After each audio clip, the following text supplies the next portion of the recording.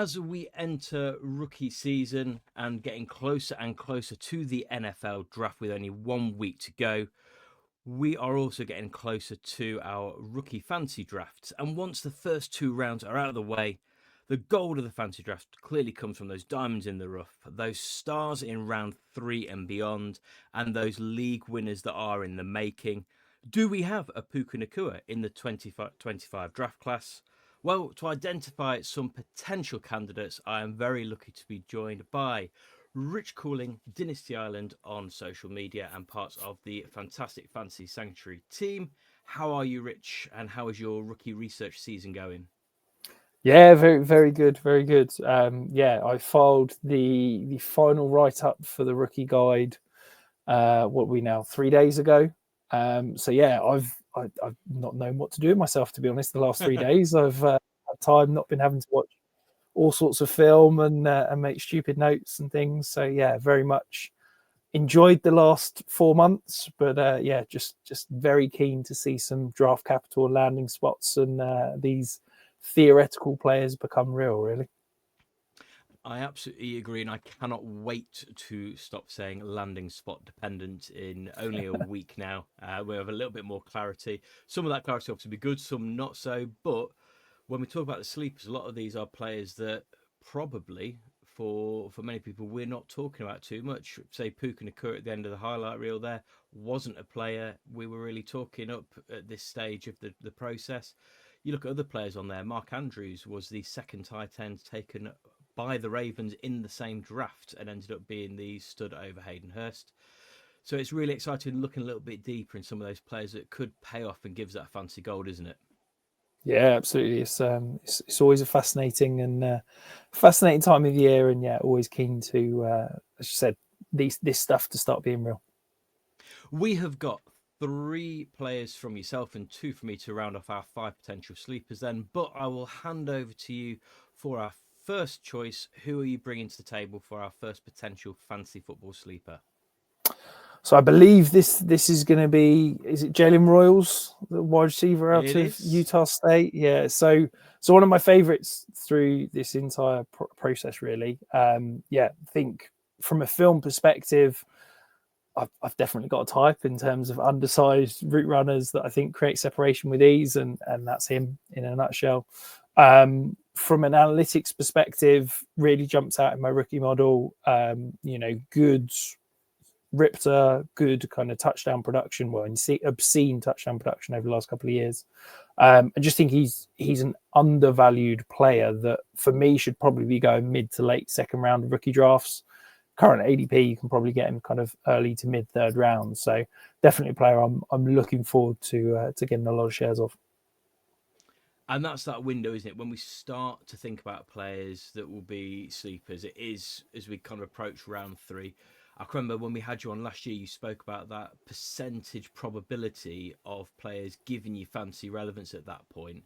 And it really does decline as you get into round 2, doesn't it?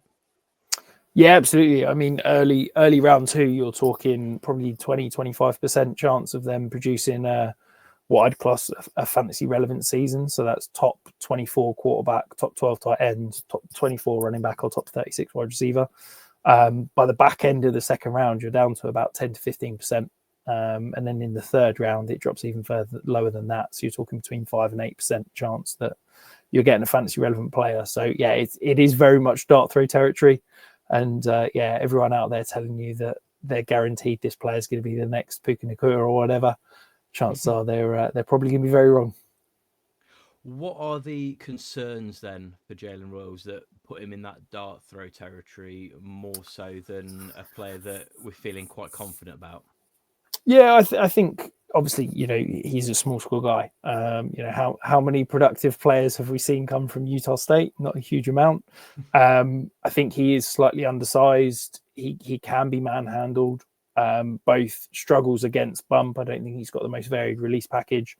If a corner gets in phase and kind of locks him up, he doesn't have that kind of physicality to kind of brush through that. They do knock him off his routes and can affect him quite significantly. And also he's not a true burner. That top end speed, he's not gonna kind of go deep on players on defenses. He is going to have a slightly lower ADOT than we would ideally like, and those sort of players traditionally come with, more volume dependence than a high value target type of guy. So we are going to need a significant volume role for him to produce the volume and the fancy production that we would like to see.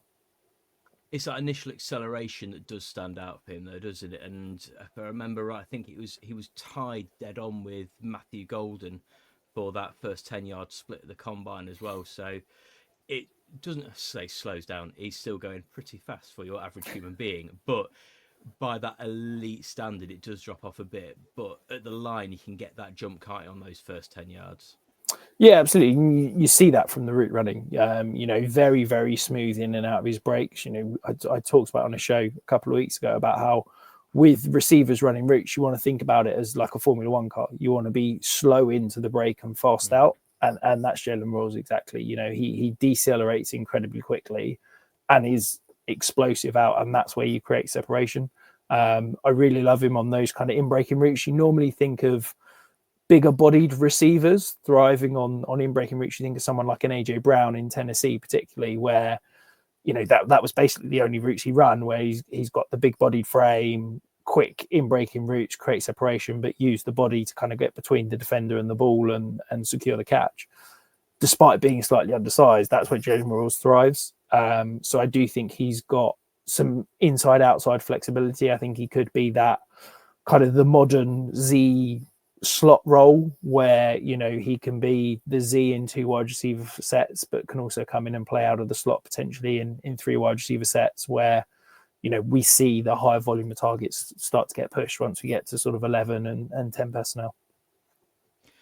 As we work through our sleepers, we're going to be gradually going down the kind of potential draft board as well. So slightly lower than Jalen Royals is my first pick, and I'm moving to tight end to Mason Taylor, a player that I have got more and more excited about as we move towards the draft.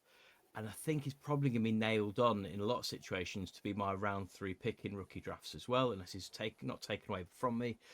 He's a big boy, 6'5", 250 pounds, but he seems to move really smoothly given his size.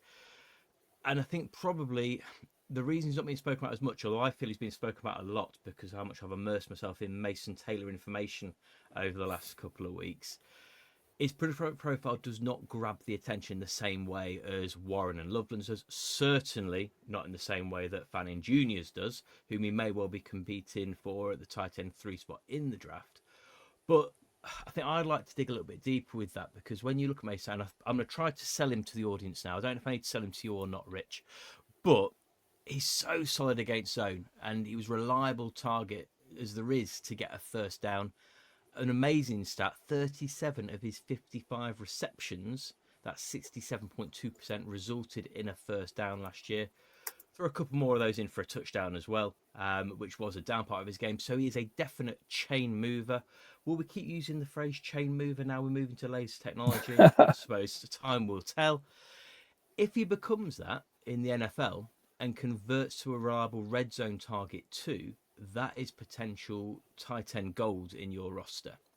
The way he was used in the passing game at LSU did give some concern about production. That's probably what added into that, but that feels a bit more like an LSU issue maybe than a Taylor issue. That would appear to be supported by the fact that his 129 receptions and just over 1,300 yards at LSU were both tight end rookies. Records, rather, not rookies, tight end records for LSU. And add into that he was targeted 11 times on deep passes in the regular season, the 4th most in the Power 4 tight ends in 2024, and he caught 3 of those for 80 yards, with only 4 of them being deemed catchable passes as well. Safe to say that Nussmeier is a downgrade from Daniels at LSU last year. His separation rate, also the 96th percentile amongst tight ends, suggesting the team may have been a more significant part of the problem than his individual ability. And let's remember when we look at his production, in 2023, he was competing for targets against Malik Neighbours and Brian Thomas Jr., who we know how that has gone on to shape out for them at the NFL. Have I jumped to his defence enough yet? No, I'm a huge fan of Taylor. I think he's, a really intriguing prospect. I think, yeah, if you're just looking pure kind of raw production numbers, he probably doesn't jump out to the elite levels. I think a lot of that is from a per route run perspective. If you think he's sort of 23rd percentile in yards per route run as a prospect. But part of that, as you said, is just the fact that he's been on the field the entire time and he's played with Malik Neighbours, Brian Thomas, the late Kyron Lacey, guys like that. Like, they're very good NFL receivers and a great college receiver. Like, it's not through, lack of Mason Taylor being good. It's just that he's played alongside some truly elite colleagues as such. But yeah, I really like him. I think he's, as you said, a really smart. You can tell he's the son of a football player in terms of that kind of football IQ. Understands defenses, understands how to settle versus zone, when he needs to run, when he needs to stop, and it's just that the typical tight end tropes of he's a quarterback's best friend. He's always available for check downs, and I'm a big fan of his. So yeah, I think this is a really fascinating tight end class. And I think there's some elite options, but yeah, I'd certainly throw Mason Taylor in that second tier amongst the other guys. I mean, the concerns come in for such a large human being. Strength is bizarre, but I think it's more play strength than anything, and it's the way that he gets a lot of yards after the catch, but not so many yards through that first contact, which he's going to have to work on. Blocking as well, clearly needs a little bit of work. But I think all of his weaknesses are coachable things. Obviously, he's only 20. He's going to be able to kind of work on that strength through his play. He's going to work on that kind of muscle mass that he's playing with as well. So the question is, can he do it all at the NFL at 20? I think we've seen enough to say it's certainly in the kind of realms of possibility.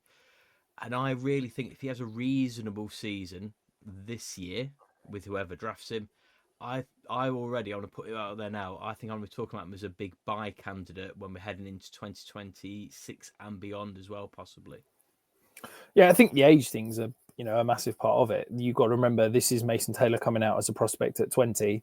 Well, Tyler Warren at 20 was putting up 160 yards in college. Like, that's it. You're drafting where Tyler Warren was 3 years ago. So yeah, I think I agree with you. I think the blocking is a question mark, but he's willing. I think the technique is there. I think if you can use him on, what I'd class as advantageous blocks, so if you can keep him to double teams, down blocks, trap blocks, that kind of thing, I think he'd be fine as a rookie. I don't think he's a guy that we have to play as a big slot. I think he can play some wide tight end. Yeah, he's probably not going to come into the NFL and light things up immediately and be, a top 12 tight end in this year. But we're playing Dynasty for longer than that. I think this is a player that we could see develop over the next year or two. And as you said, if there is a potential value dip over the next 12 months, I think that'd be a great opportunity to buy. Whilst you are watching this video, please take a moment to subscribe, like, and share us on TH Fantasy Football. But then also head over to the Fantasy Sanctuary, where you can find Rich and Tom's fantastic content. And if you get yourself subscribed over there and become a member, access to the wonderful 2025 Rookie Guide, which is no secret. Ed and I use as one of our key points of reference when we're putting our rookie content together. We refer to that guide as the answers at the back of the book when you're at school. We go through Doak and go, oh yeah, we're close to Rich here. We are making good progress. And a player that features in that rookie guide, we're moving to running back next, aren't we, Rich? And who have you got for us next up for our third possible sleeper? This is Raheim Sanders. So this is a guy that I released a video, I think 18 months ago. So when I was highlighting some potential 2025 rookie picks that you want to be targeting in Devy leagues, and I said that Raheim Sanders has the chance to be the 101 in the 2025 draft class. So yeah, didn't quite work out over the last year with South Carolina. Obviously a fairly injury hit season, and yeah, not the finest, but big guy, runs fast, it's really as simple as that. I mean, this guy, when he was at Arkansas, put up some ridiculous numbers. I think he's an explosive weapon. When he gets mumbling, he's tough to bring down. And he had some pass catching chops on top of that. I don't think he's a massive value add receiver, but he's definitely not taking stuff off the table. So if you're looking for, potential dart throws, I always lean towards what I class the volume based positions in those kind of 4th round picks. So that's running back and quarterback. And you're looking for a guy that's got NFL traits that, if he gets a chance, could produce. And I think Raheim Sanders is absolutely that type of guy. He's a player that he's got an impressive nose for a gap, and does manage to kind of target those real. And like you say, when he gets going, he really does get going. He's like a bulldozer destined for the end zone. But I think also like a bulldozer, he struggles a little bit with his change of direction. That's not really his thing, and he's not necessarily. He's more of a bruiser than a refined playmaker, isn't he? Yeah, I think he'd be better in a zone heavy scheme where you're not asking him to have that stop start. You can play things out, be in motion, and then as soon as you get the gap, 1 foot and go. I've been talking over the last kind of couple of weeks about, I'm struggling at the moment when I watch guys in college, and I don't know if it's a case of they have poor vision or it's a case of they lack the foot speed and agility to slow down. And he falls into that bucket where he's going full speed towards a gap, and there might be, we talk about the bend, break, snap of kind of gap scheme runs. And there could be that the bend is open or something like that. But instead of slowing his feet down, making the cut and taking into that gap, he just plows straight ahead. And I don't know if that's how he's coached. I don't know if that's because he doesn't have the agility to make that cut, or whether it's he's got the poor vision to make that cut. It could be any of those 3 things. But that is a slight concern. It could be that it's nothing, and as we get to the next level, we find out it's just how he was coached. But equally, it's a bad thing. But at times, when you do get him up to full speed, he's a tough one to bring down. So he runs through plenty of arm tackles if he does just keep plowing ahead. And as you said earlier, that probability of hitting later in your drafts or with players you end up on your taxi squad, there's enough to like on tape, isn't there, to think he's a player that is worth a punt on when you are in punt territory. Yeah, absolutely. I mean, what I'm looking for personally when I'm making 4th round picks is, the chances of hitting on a Puka Nakua are minuscule, non-existent. So what I'm looking for is, I'm looking for a guy that I can take as a 4th round pick, and maybe I can turn him into a 2nd round pick. And that's where I see someone like where I say I go for the volume based positions, because someone like Raheim Sanders, he's probably going to get drafted. He'll be, I imagine, 3rd on the depth chart of whichever team he gets drafted. Well, if there happens to be 2 injuries ahead of him, or maybe 1 injury and he overtakes someone, maybe he gets a chance in say week 8 this season to get a bit of run.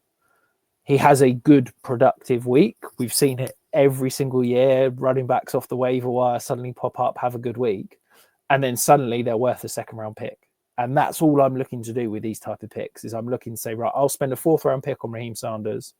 If he gets a chance to get on the field, I can turn that 4th round pick into a 2nd. Boom, that's profit. I can now spend that 2nd round pick on a player that I think will have a much more chance of being productive. And that's basically what I'm looking for in sleepers, because I think that the chances of finding a guy who's going to be productive for a number of years is pretty small. And you are going to get the absolute holy grail of sleeper pick is if you can muster yourself a sleeper quarterback in your rookie draft. And I'm going to throw into the mix at this point a candidate that I'm looking to potentially be able to do that. And that is Riley Leonard, coming out of Notre Dame. Now, I always feel very difficult. It's a British European thing saying Notre Dame when we have Notre Dame in France just across the English Channel. But we'll lean into it. Riley Leonard is a player that I think I've probably got a lot of bias attached to. I do not watch a huge amount of college football. Ed and I have said that frequently. We're college experts, we are not. But a team that I do watch based on how much they are on Sky Sports over here in the UK is Notre Dame. So I've seen more of Riley Leonard than most players, but there's quite a lot to like when you do see him. So at 22 years old, 6'4", 216 pounds, he is a robust and athletic quarterback. Spent his first 3 college seasons at Duke and then transferred to Notre Dame. Solid season last season, and ended up an appearance in the national championship game as well. In short, there's a lot to like, but he's not an NFL ready quarterback by any means. But we'll start with the strengths. He's an exceptional athlete, and once drafted, he will be one of the higher caliber rushing quarterbacks in the league from day one, whether he's playing or not. In 2024, totaled 906 rushing yards and 17 rushing touchdowns, with 14 of those coming in the regular season. He's a powerful runner who can overpower most defensive players in front of him. And it's a comparison I saw, and when I watched back after reading this, it made sense. It's like watching a tight end kind of run into a field more than a quarterback. And that was that kind of comment I saw. I thought, I don't quite understand what you mean there. And you watch it back and it does kind of make sense. This obviously piques interest for any quarterback fancy when you've got some rushing upside. He's a sound decision maker who can minimise turnovers and sacks, in part being able to escape under pressure with his legs. But it's that pressure that does cause that concern. He is so frustratingly inconsistent to watch. For every stellar highlight play, there is a head shaker waiting just down the road. He's definitely capable of making those high-level plays. He does have the ability to work through progressions, but on the flip side, he can struggle to properly read some of those plays when under pressure, resorts to scramble, hitting the check down far too early. That can throw his pass accuracy. I think his mechanics, his footwork, will often kind of go awry there as well. A little bit of additional context: the Notre Dame offensive line struggled at times last season, finishing 66th of all college teams for pass blocking according to PFF. So it's not helped by his mechanics under pressure. 35.1% of his passes through pressure were deemed uncatchable. And they're all weaknesses that are cause for concern, but weaknesses that if you're picking up later on in your rookie draft, potentially from waivers afterwards, put on your taxi squad, I think there's a lot of those areas of things that could be worked on if he's sitting behind the right quarterback with the right coaching staff. And it's certainly not a player you're drafting for unless injuries come about for this season or maybe even next, but is a player that potentially could offer you value further down the line if and when he becomes an NFL starter. Do you feel he's got what it takes at the next level, Rich, or someone we should maybe take a pass on from a fantasy standpoint? No, absolutely. I really like Ray Leonard. I can't understand, to me, why he's not in that kind of third tier of quarterbacks alongside, Tyler Shuck and Jackson Dart and things like that. To me, that's where he should be as a prospect. I think you've kind of got 3 buckets in terms of a quarterback. You've got the kind of the raw intangible side, you've got the athleticism side, then you've got the arm strength side. And I think that from an intangibles perspective, I think he did more in college than 90% of quarterbacks are asked to do between years. Like, he's one of the few quarterbacks that you consistently saw making full field reads. He can progress through those reads on time, well, making the right decisions. I think as an athlete, as you said, he's good in space. I think as as someone that can extend plays and still look to throw, but also as a scrambler in the open field, I think he's very good. From an arm talent perspective, I think his arm strength is competent. Like, he's not otherworldly. This isn't an Anthony Richardson or Josh Allen that can throw the ball through a barn door, but he's got enough arm strength to layer balls to all areas of the field. I don't have any real concerns there. I think his footwork is terrible, but this isn't a guy that we're drafting to start tomorrow. This is a guy that we're drafting as a project. So I'm expecting once he gets into an NFL system, them to rework his footwork, particularly when he breaks the pocket. I think he too often doesn't set his feet before he throws. And so, we're in this dart throw territory. We're looking for somebody that can turn into a fantasy relevant option. It's like, he's got the kind of mental intangibles. He's got the arm strength. He's got the athleticism that is a plus for fantasy.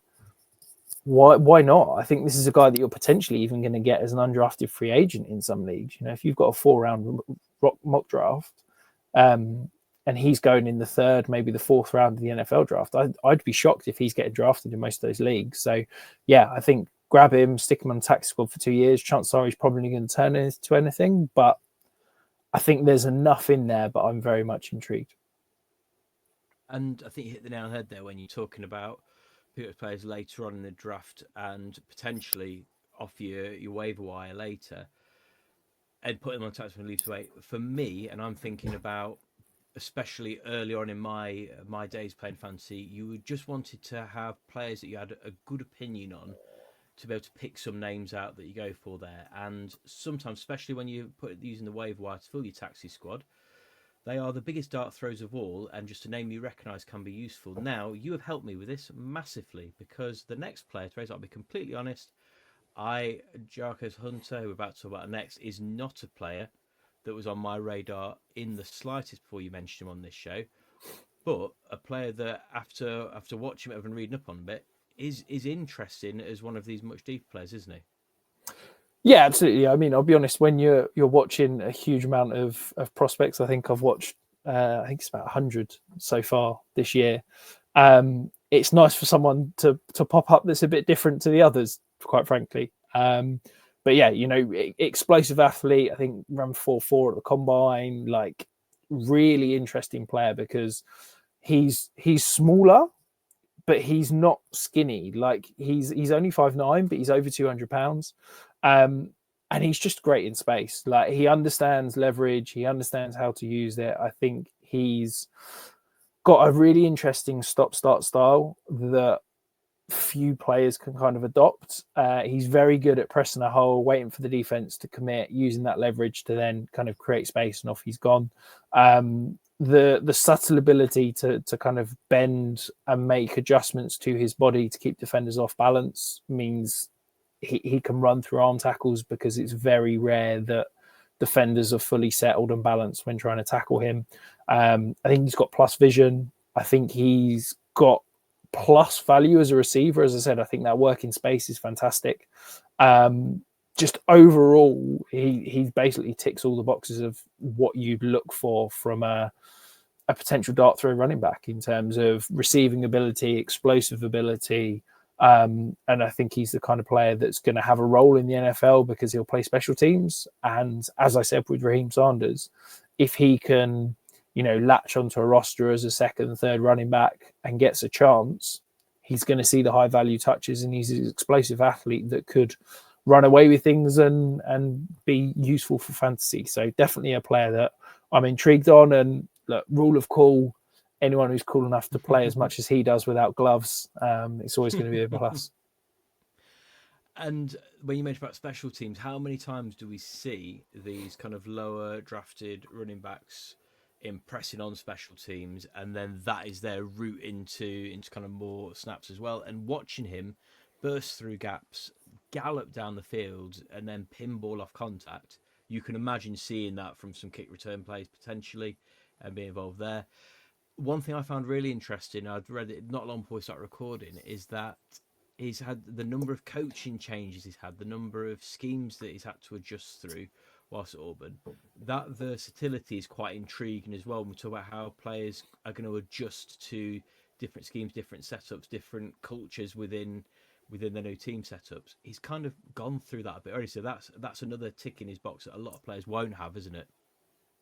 Yeah, absolutely. You know, anytime, I think it's probably a little bit less prevalent now with the NIL and the transfer portal. We're seeing lots of players transfer and change schemes and things, but it's always a plus.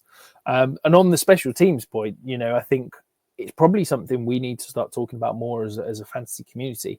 With that touchback moving forward another 5 yards, I think we're going to see a lot more kicks trying to be forced to return. I think we're going to see, well, we probably saw last year, a lot more teams shifting towards running backs as the returners, because it's more similar to a running play. It's being blocked like a running play. You've got the vision more like a running back. And if you've got an explosive athlete that's got the top end speed and the vision and the ability with the ball in his hands, I wouldn't wouldn't see why you wouldn't have Jarquez Hunter back there. And that's the kind of ability that means you can be dressed as the third running back on game day, where most teams are only dressing 3 running backs, but the third one needs to play special teams. Well, you know, if it's a toss-up between Hunter and another guy, I can imagine Hunter's going to be a heavily featured special teams guy, not just on returns, but, you know, could potentially play in the box on punt and things like that. So